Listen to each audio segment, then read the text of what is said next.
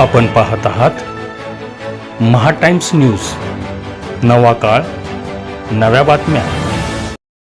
सर्वांचंच लाडकं नेतृत्व आदरणीय देवेंद्र फडणवीस साहेब यांच्या मार्गदर्शनाखाली महायुतीच्या माध्यमातून देवेंद्र फडणवीस साहेब, शिंदे साहेब, सुनेत्राताई पवार यांच्या मार्गदर्शनाखाली आणि खास करून आमचे सर्वांचे सहकारी मित्र ज्यांनी या जिल्ह्यामध्ये फार असं कष्ट घेतलं असे आमचे सर्वांचेच एक बंधू जयभाऊ गोरे यांच्या सहकार्यातून आणि संपूर्ण या ठिकाणी या जिल्ह्यातील नेते मंडळी, आमदार, माजी आमदार, त्या आघाड्यांचे नेते, सर्व नगरसेवक बंधू भगिनी, जिल्हा परिषदचे सर्व बंधू भगिनी, सभापती बंधू भगिनी, महापालिकेचे सर्व नगरसेवक बंधू भगिनी आणि सर्वच मतदार बंधू भगिनी आणि संपूर्ण या जिल्ह्यातील जनतेची एक भावना होती की माझ्यासारखा एक कार्यकर्ता या ठिकाणी आमदार म्हणून विधान परिषदेमध्ये जावा, कारण विधानसभेला प्रचंड काम केलं असताना सुद्धा काही दुर्घटना त्या ठिकाणी घडली होती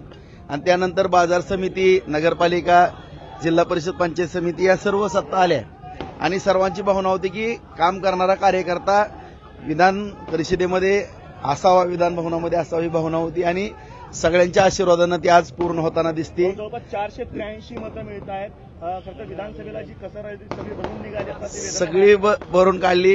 बाजार समितीला सुद्धा 18 पैकी 18, नगरपालिकेला 46 मताचं मताधिक्य, पंचायत समिती, जिल्हा परिषदला सुद्धा 6 पैकी 6, 12 पैकी 12, 57,000चं मताधिक्य त्या ठिकाणी माझ्या मतदारसंघामध्ये सुद्धा मिळालेलं आहे आणि आज जिल्ह्यामधून सुद्धा एवढं मोठं मताधिक्य मला देऊन या ठिकाणी माझ्यावरती जो विश्वास सर्व मतदार बंधू भगिनींनी टाकलेला आहे।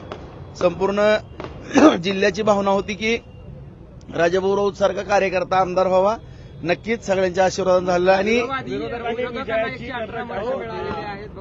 मोहिते पाटील असं म्हणाले होते की अदृश्य शक्ती आमच्या पाठीशी आहे आणि 16पेक्षा अधिक मतांनी आमचा विजय होणार आहे। मतांनी काय आता आपण सर्वांनी पाहिलं, आम्ही सुरुवातीपासूनच आदरणीय आमचे मित्र जयाभाऊ असतील, मी असेल, रामभाऊ, सगळेजण आम्ही सांगत होतो की तसा काही विषय नाही, कारण सगळ्यांबरोबरचे चांगले संबंध, सगळ्यांबरोबर आम्ही चांगल्या पद्धतीने वागत होतो। त्यांच्या बाबतीत ही आज रामभाऊ जरी माझे या ठिकाणी सहकारी आहेत, त्यांच्यासमोर सुद्धा सांगतो की आदरणीय देवेंद्र फडणवीस साहेबांनी मला सूचना वेळेस केलेल्या होत्या की राजाभाऊ कुठल्याही पक्षाचा कार्यकर्ता असेल, नेता असेल, त्याच्याबरोबर तुम्ही सलोख्याचे संबंध ठेवा। कुणाच्याही दारात कधी जायची वेळ येईल सांगता येत नाही, ही निवडणूक आहे, राजकारण आहे। त्यांच्याबरोबरही गेल्या 1.5 महिन्यापर्यंत माझे संबंध चांगले होते, परंतु एवढा युगो आणि मुझे गिनो ही दुर्दैवाची बाब आहे। एवढं दहशतीचं राजकारण किंवा एवढा युगो आम्ही पाहिलं त्यांच्या आदल्या दिवशी। आता सगळ्यांची इच्छा होती की माझ्यासारख्या कार्यकर्त्याला बिनविरोध करायची भावना होती, परंतु एक सर्वसामान्य कार्यकर्त्याला बळीचा बकरा करण्याचा प्रयत्न केला। त्यांना जर लय खुमखुमी होती तर स्वतःच्या घरातला उमेदवार म्हणून त्याने पुढे यायला पाहिजे नव्हतं, मग ही जी 118 आहे ना ती सुद्धा पडली नसती, अशा परिस्थितीचा निकाल राहिला असता। आणि या ठिकाणी मी कुठलंही म्हणजे कुणाचेही आम्हाला उन्हे धुणे काढायचे नाहीत। या ठिकाणी जर आमचे काढायला लागले तर मग आम्ही आमच्या पद्धतीने खंबीर आहोत। दुसरा मुद्दा एवढाच आहे की या ठिकाणी आदरणीय फडणवीस साहेबांच्या, शिंदे साहेबांच्या, सुनेत्राताईंच्या मार्गदर्शनाखाली जयाभाऊंच्या सहकार्याने या संपूर्ण जिल्ह्याचा अत्यंत चांगल्या पद्धतीने विकास करण्याच्या दृष्टिकोनातून आम्ही काम या ठिकाणी प्रामाणिकपणे नक्की सभा अधिवेशन झाल्याबरोबर एक अत्यंत महत्वाची चांगली सभा होणार आहे, कारण मला घेणं गरजेचं आहे। त्यांनी ही निवडणूक विधान परिषदेची होती, नेली डीसीसी बँकेवरती। आता डीसीसी बँकेत सुद्धा आम्ही निवडणूक लावतोय आणि ते सुद्धा डीसीसी बँकेवरती अत्यंत चांगले उमेदवार काढून डीसीसी बँक सुद्धा आम्ही या ठिकाणी भारतीय जनता पार्टी महायुतीच्या माध्यमातून ती सुद्धा त्याच्यावरती सुद्धा वर्चस्व प्रस्थापित करू। कारण आपण पाहिलं की गेली 16-17 वर्ष झालं डीसीसी बँकेचा लढा आहे। माझा कुठलाही त्यामध्ये स्वार्थ ना, आपण सर्वांनी पाहिलं असेल, मी 1 लाख रुपयाचं कर्ज सोसायटीसाठी घेतो आणि तेच भरतो, नवं जुनं करतो। कर्ज तर सगळ्याला लागतंय, मला पण नॅशनल बँकेचं कर्ज आहे, ह्यांना कर्ज घ्यायला आम्ही अडवलं नाही।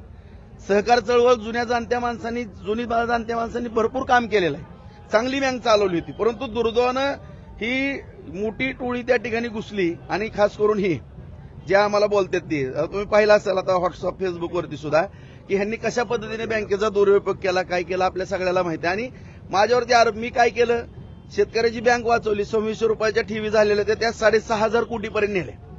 हा काय गुन्हा आहे का? आज आपण दुसऱ्या बँकेत जर नॅशनल बँकेत गेलो तर शेतकऱ्याला कर्ज मिळत नाही, आज आपल्या कुटुंबातली बँक असल्यासारखं आपण जिल्हा मध्यवर्ती बँकेकडे पाहतो. अत्यंत उत्कृष्ट अशी बँक करण्याचाही आम्ही प्रयत्न करू. त्याचबरोबर दूधसंघ जिल्हा दूधसंघ जो बंद पडलेला आहे, हीच मंडळी होती तिथं. तो दूधसंघ सुद्धा आपण चांगल्या ताकदीने या ठिकाणी चालवण्याचा प्रयत्न करू, जेणेकरून तुम्हाला या ठिकाणी अत्यंत चांगल्या पद्धतीचा विकास या ठिकाणी आदरणीय फडणवीस साहेबांच्या, शिंदे साहेबांच्या, सुनेत्राताईंच्या, भाऊंच्या सहकार्यानं छानपैकी विकास, जसा बार्शीमध्ये आम्ही 5,000 कोटीचा निधी नेलेला आहे, त्याच पद्धतीनं सगळ्या वरिष्ठांच्या मार्गदर्शनाखाली जिल्ह्यामध्ये सुद्धा त्याचं नियोजन केलं जाईल. आणि विशेष करून माळशिरस तालुक्यामध्ये सुद्धा जी काही कित्ता गिरवला जातो, कुठपर्यंत मर्यादा आहे त्यांची, काय आहे? एक आई त्यांना द्या होत्या म्हणून तुमचं कौतुक आहे. कुठली संस्था नीट ठेवली सांगा ना. प्रत्येक विकून खाल्ल्या संस्था सगळ्या. आणि हे सगळं आता तुम्ही म्हणता की मी काय राजकीय रागापोटी, अजिबात नाही. परंतु माझे व्हिडिओ व्हायरल करणे किंवा माझ्याबरोबर खोटे आरोप करणे, मला या ठिकाणी एवढंच सांगायचं, माझ्या जिल्ह्यातील तमाम जनतेला हात जोडून नम्रतेची विनंती आहे, मला कुठला डाग असलेला दाखवा तुम्ही. कुठल्या बँकेमध्ये 10 पैशाचं लपड आहे माझं, कुणाचा 1 रुपया बुडवला, कुठल्या बँकेमध्ये माझं एनपीआय, कधी आयुष्यात वन टाइम सेटलमेंट केली. माझा पण दूध संघ आहे, बाजार समिती आहे, 1 नंबरच्या संस्था आम्ही चालवतो. आज कृषी उत्पन्न बाजार समिती आहे, 21 कोटीची ठेव त्या ठिकाणी आहे. एवढी विकास कामं करून आज 50,000 एकर जमीन आम्ही बार्शीमध्ये वलिताखाली आणली, MIDC केली, कारखाने उभा केले, सगळे रस्ते जोडणारे सगळे केले, एवढं दळणवळणाची साधनं केली, जवळपास 37-60 तलाव केले. आज आणि भविष्यात आणि 50,000 एकर जमीन आम्ही वलिताखाली आणणार आहोत. 3 MIDC त्या ठिकाणी बार्शीमध्ये करतोय. असा चौतर्फा विकास आम्ही तालुक्यामध्ये करतोय. तीच पद्धत आम्ही जिल्ह्यामध्ये नक्की बुडवण्यामध्ये जी टोळी आहे, त्या टोळीतले अनेक सदस्य आपल्या सोबत आहेत. मुद्दा 2 बाबीचा आहे. आणखीन तुम्ही म्हणता की आमच्याबरोबर आले म्हणून समर्थन करतो, अशातला भाग नाही. मी त्या दिवशी सुद्धा सांगितलं. उदाहरणार्थ आता राजन मालक त्यांनी कधी कर्ज घेतलं 30-40 कोटीची लगी भरलेलं आहे. आता ह्यांना काय आपण दोष देणार आहेत का? एकदम क्लिअर मध्ये अकाउंट आहे. आता बबनदादा शिंदेचं अकाउंट आहे, एकदम क्लिअर मध्ये आहे. संजय शिंदेनी, संजय मामाने पैसे भरलेत, दिलीप मालकांनी, जेवढे आमच्या बरोबर जयवंत भाऊनी कर्जच घेतलेलं नाही त्या ठिकाणी. परिचारक मालकांचा कर्जाचा विषयच येत नाही. फक्त कर्ज 2 ठिकाणी अडकलं, एक माळशिरस आणि दुसरं बार्शीमध्ये. आता 550-600 कोटी रुपये अकलूजला अडकल्यात त्या परिवाराकडे, आणि आमच्या इथले एक अडकल्यात 300-350 कोटी. अडकले कुठं मला सांगा ना.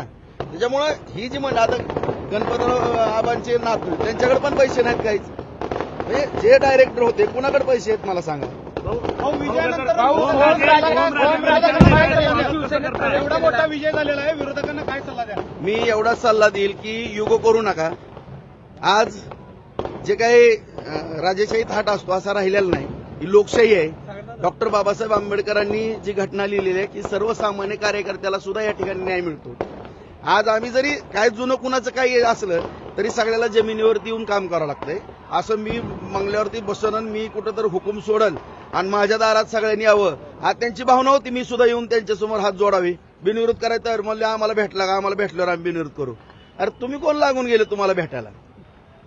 तुम्ही माणुसकीने बोला ना आमच्या बरोबर. माणुसकीने बोललो तर आम्ही तुमच्या बरोबर माणुसकीने वागू. पर्यंत ओमराजे विरोधात होते, आज तुमच्या सोबत येत आहेत, त्यांचं कसं स्वागत करतात? दोन्ही दुग्ध सरकार योग आहे तुमचा विजय, आणि त्या तुमच्या सोबत येत आहेत. नक्कीच ह्या बाबतीमध्ये जे ऑपरेशन टायगर झालेलं आहे त्याचं आदरणीय फडणवीस साहेबांच्याच मार्गदर्शनाखाली झालेलं आहे, शिंदे साहेबांनी केलेलं आहे, सुनेत्राताई असतील, ही वरिष्ठ पातळीवरची विषय आहेत. आता यानंतर आदरणीय फडणवीस साहेबांबरोबर आम्ही चर्चेला बसू. त्यांच्या काय सूचना आहेत त्याच्यावरती पुढची पावलं आमची असतील.